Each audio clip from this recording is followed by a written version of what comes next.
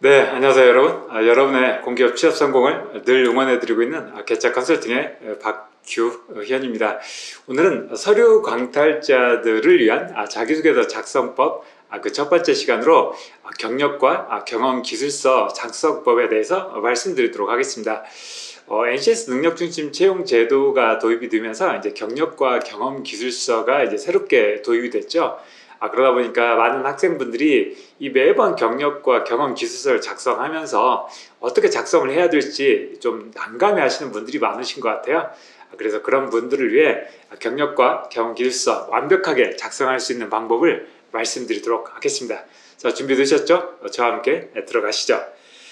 우선 이 경력과 경험 기술서는 앞서 말씀드렸던 것처럼 이 NCS 능력 중심 채용 제도가 도입되면서 이런 직무 능력에 대한 이런 중요성이 점점 커지게 됐죠. 그래서 이런 직무 능력을 평가하기 위해서 가장 좋은 도구는 바로 여러분들의 이런 경력과 경험을 파악하는 것입니다. 그러다 보니 이 NCS 능력 중심 채용 제도에 따라 경력과 경험 기술서 작성이 도입이 됐고 그것들 때문에 여러분들께서 이제 스트레스를 받고 계시는 겁니다. 자, 이런 경력과 경험 기술서가 왜 등장하게 됐느냐? 우선 지원자의 경력과 경험을 파악하기 위해서 도입됐다는 부분은 말씀드렸고요. 이 부분이 NCS 능력중심 채용 제도, 또 블라인드 채용 제도를 도입했던 모든 공기업의 이 경력과 경험 기술서가 다 포함이 되어 있습니다. 그러다 보니까 이걸 매번 작성을 해야 되거든요. 그런데 이 경력과 경험 기술서를 한 번만 틀을 잘 잡아 놓으면 그 다음부터는 훨씬 더 수월하게, 왜냐하면 이것은 복붙이 가능하거든요. 그래서 이 경력과 경험 기술서를 잘 쓰는 것이, 잘 작성하는 것이 굉장히 중요해지고 있습니다. 특히 이런 경력과 경험 기술서가 왜 중요하냐? 우선 첫 번째 항목에 위치를 하는 경우가 대부분이에요. 물론 맨 뒤로 빼는 곳도 있긴 하지만 대부분 자기소개서를 작성하다 보면 바로 이 첫 번째 항목이 바로 경력과 경험 기술서입니다. 그러다 보니까 이런 경력과 경험 기술서를 가장 먼저 인사 담당자들이 볼 수밖에 없고 그런 첫 번째 항목에서 여러분들의 인상이 결정되는 경우가 많은데, 이 경력과 경험 기술서를 잘 쓰면 훨씬 더 서류 전형에서 유리해질 수밖에 없다는 거죠. 물론 이제 면접에서도 마찬가지고요. 그래서 이런 첫 번째 항목에 나와 있는 이 경력과 경험 기술서 항목을 보고 여러분들의 경력과 경험을 빠르게 판단하고 인사 담당자들이 또는 면접관들이 판단을 내리기 때문에 이런 경력과 이 경험 기술서 작성이 굉장히 중요한 겁니다. 자, 그런데 우리들은 이 경력과 경험 기술서를 작성하면서 많은 실수를 하게 되는데요. 일단 가장 먼저 첫 번째, 이런 작성 형식에서부터 실수를 합니다. 무슨 이야기냐면 대부분 이런 경력과 경험 기술서를 작성해 보시지 않으신 분들이 많았기 때문에 대부분 내용에만 초점을 두는 경우가 많아요. 그런데 실제 작성 형식, 어떤 식으로 보여줄 거냐, 어떤 스타일로 보여줄 거냐, 이 형식에 대한 이해가 부족한 거예요. 그래서 이런 잘못된 작성 형식을 사용하다 보니까 읽는 것도 힘들어지고 또 실제 인사 담당자에게 설득을 하지도 못하는 문제점들이 발생하고 있는 겁니다. 그리고 또 한 가지 말씀드릴 수 있는 건 이런 작성 방식을 잘 이해를 하지 못하는 거예요. 이 작성 형식이라고 하는 것은 어떤 스타일로 보여주는 거냐, 이런 부분이라면요, 작성 방식은 이제 각각의 그 내용을 작성할 때 어떤 방식으로 작성을 해야 되는지 잘 모르고 대부분 자기소개서 항목을 작성하듯이 어느 날 있었던 일입니다를 쓰는 거예요. 그런데 이 경력과 이 경험 기술서는 여러분들이 갖고 있던 경력과 경험 전체를 다 보여주는 거라고 이해를 하셔야 되는데 이걸 잘 모른다는 거예요. 그래서 인턴으로 근무할 때 어느 날 있었던 일입니다, 자소서 항목을 쓰듯이 이런 식으로 작성하는 경우가 많다는 겁니다. 그 다음에 작성 내용을 잘 이해를 하지 못하고 직무와 연관성이 없는, 별로 의미가 없는 이런 경력과 경험을 나열하기도 하고요. 또 근거 없는 이런 성과를 또는 자랑을 한다는 거예요. 그러면서 이런 경력 경험 기술서의 신뢰도를 떨어뜨리는 문제들도 있습니다. 자, 이런 실수들을 막기 위해서 일단 하나씩 작성 형식부터 살펴보도록 하죠. 우선 이런 경력 경험 기술서를 작성하는 어떤 형식은요, 크게 이제 개조식과 서술식이 있죠. 우선 서술식이라고 한다는 건 글의 흐름에 글을 쭉 쓰면서 그 안에 내용을 싣는 방식이고요. 쉽게 그냥 자기소개서처럼 쓰는 거다 이렇게 이해해 주시면 되는 것 같아요. 그래서 이것을 그 하나의 어떤 문장으로 글을 풀어 쓰듯이 쭉 쓰면서 그 안에다 이제 내용을 담는 거예요. 자, 이렇게 하다 보니까 내용을 전달하는데 잘 전달이 되지 않습니다. 이걸 도대체 뭘 이야기하려고 하는 거지? 어떤 것을 이야기하려고 하는 건지 이렇게 잘 이해를 하기가 어렵다는 거예요. 하지만 이걸 좀 제대로만 잘 쓰게 되면 오히려 인사 담당자를 설득시키고 또 공감하는 데는 훨씬 유리해지는 겁니다. 그런데 이런 서술 방식은 이제 주로 경력과 경험이 부족한 신입 지원자들에게 좀 적합한 경향이 있습니다. 자, 이런 서술식과 달리 개조식이 있죠. 개조식이라고 하는 것은 글의 구조를 먼저 짜고 그 글의 구조에 내용을 실려서 이제 보여주는 방식이고요. 이제 여러분들이 보시는 지금 이 파워포인트 또는 이제 보고서처럼 작성을 하는 거라고 이해를 해주시면 좋을 것 같아요. 자, 이렇게 개조식으로 작성을 하게 되면 내용을 일목요연하게 빠르게 전달하는 데는 굉장히 유리해집니다. 하지만 실제 많은 양을 이렇게 쭉 나열하는 거다 보니까 실제 집중을 잘 하지 못하게 되고 어떤 설득이나 공감을 하는 데는 좀 불리한 경향이 많습니다. 그래서 이런 개조식의 경우에는 쓸 내용이 많은 경력자들에게 훨씬 더 적합한 방식입니다. 자, 이런 서술식과 개조식이 있는데 제가 여러분들에게 추천드리고 싶은 방식은 바로 서술형 개조식입니다. 이 서술형 개조식이라고 하는 것은 글의 구조를 먼저 짜서 내용을 전달하되 세부적인 내용은 서술하는 방식을 이야기하는 거예요. 그래서 스토리를 통해서 설득을 하면서도 구조화를 통해서 내용을 빠르고 쉽게 전달하는 방식을 의미하는 겁니다. 자, 작성 형식 좀 살펴봤고요. 이런 이제 서술형 개조식 작성하는 방법 예시를 좀 한번 들어볼까요? 일단 가장 먼저 내 어떤 경력이나 어떤 경험상을 빠르게 딱 어디에서 있었던 경력인지 빠르게 전달하는 게 필요하겠죠. 그래서 땡땡땡 공단에서 어떤 직책으로 또 언제까지 근무했는지를 일목요연하게 딱 보여주는 거예요. 이거 빠뜨렸네요. 자, 그 다음에 내가 했던 것들이 어떤 건지를 이제 설명하기 위해서 주요 업무, 주요 활동, 주요 성과 이렇게 크게 세 가지 틀로 나눈 겁니다. 그리고 이 주요 업무와 관련된 내용을 이렇게 쭉 설명을 하고 가는 방식이에요. 그래서 내가 그 인턴으로 근무할 때 어떤 역할을 맡았는지를 이야기하는 겁니다. 그 다음에 이제 주요 활동에서는 주로 내가 했던 게 고객 응대와 자료 정리야 라고 괄호를 열어서 이렇게 쭉 그 다음에 눈에 띄게 만들어주고요. 그 다음에 이제 내용을 쭉 설명하는 겁니다. 실제 업무를 어떻게 수행했는지. 그래서 주요 활동, 주요 행동 이런 식으로 주요 활동했던 걸 이야기해주고요. 그 다음에 이제 성과를 이야기해주는 겁니다. 그래서 성과를 가지고 이렇게 쭉 설명하는 방식으로. 그래서 이런 방식으로 서술형 개조식으로 작성을 하게 되면 여러분들이 전달하고자 했던 경력과 경험의 내용을 훨씬 빠르게 이해를 하는 거예요. 어디에서 했던 활동이구나 라고 이해하고 그 다음에 업무, 활동, 성과 이렇게 나눠서 전달을 하니까 훨씬 더 이해하기가 쉽습니다.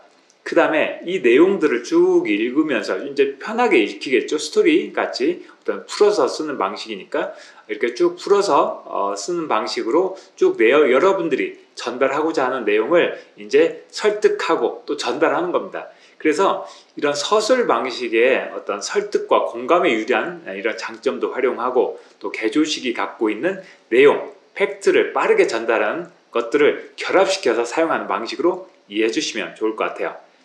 자, 이게 이제 서술형 개조식 작성 방법인데 그런데 이런 앞에서 보면 주요 역할, 주요 활동, 주요 성과 이렇게 나눴죠. 그러면 이걸 어떻게 나누는 게 좋은 거냐? 이게 여러 가지 방식이 있을 수 있어요. 그래서 그런 방식을 좀 설명을 해드리자면 우선 앞에서 예시에서 보셨던 것처럼 스타 기법을 활용하는 겁니다. 스타 기법을 활용해서 이 상황 부분은 앞에 글머리 하나 있었죠. 그걸로 설명해주고 그 다음에 주요 업무, 주요 활동, 주요 성과 이렇게 틀을 짜서 내용을 구성하는 방식이고요. 그 다음에는 업무 단위를 활용할 수 있습니다.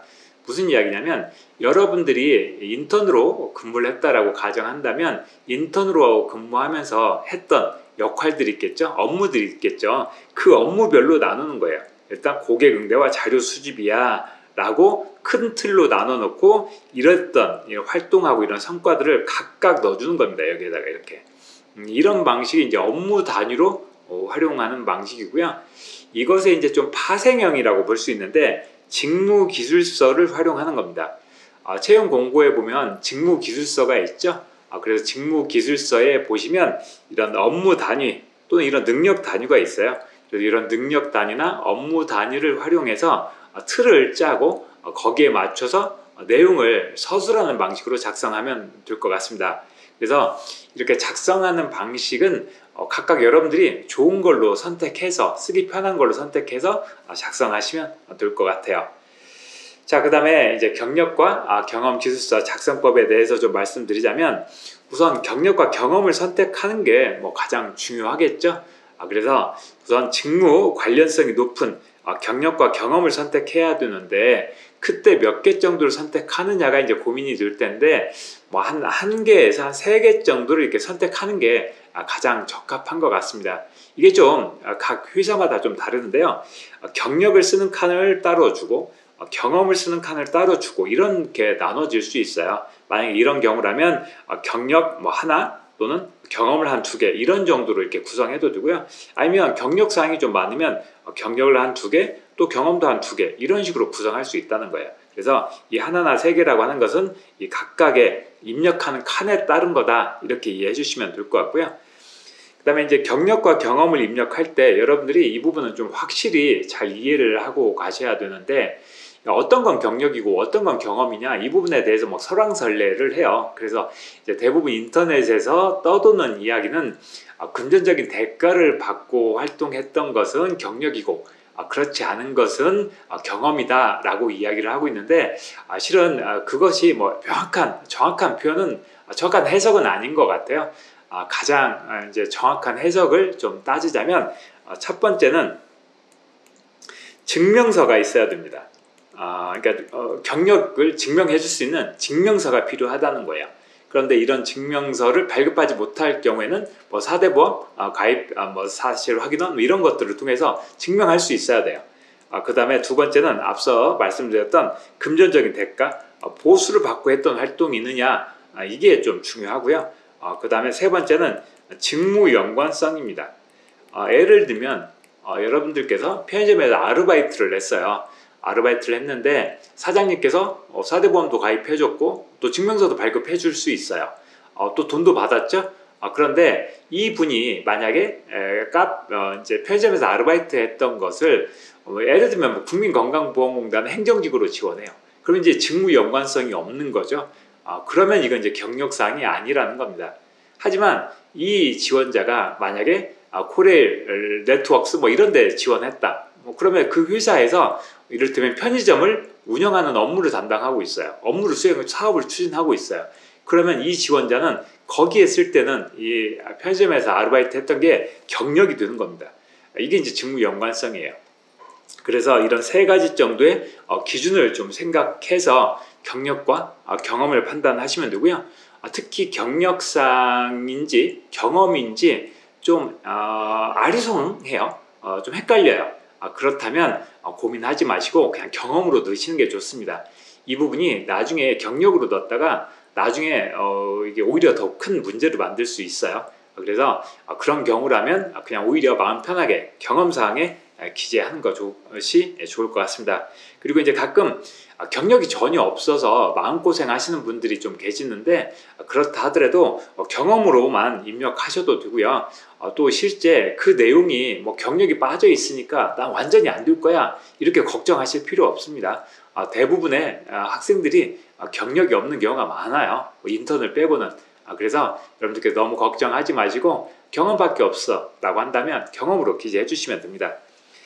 그 다음에 이렇게 이제 하나나 2개 정도 이렇게 작성할 때 그럼 분량은 어느 정도냐 특별히 정해져 있는 건 아니지만 제가 좀 추천드리고 싶은 건 한 300자에서 한 500자 정도 오면 좋을 것 같아요. 그래서 이제 뭐 300자 미만으로 가면 너무 이제 분량이 좀 줄어드니까 뭐 한 250자 정도까지도 좀 어느 정도 그래도 내용을 담을 수 있어요. 그런데 만약에 100자로 갔어요. 그러면 내용 담을 게 없거든요. 그래서 이런 부분들은 만약에 이제 내가 경력이 너무 많아, 나 쓸 게 많아, 그런데 뭐 작성 분량은 한정돼 있어 라고 한다면 정말 순수하게 개조식으로 작성하는 것도 고민해 보셔야 될 것 같아요. 아시겠죠?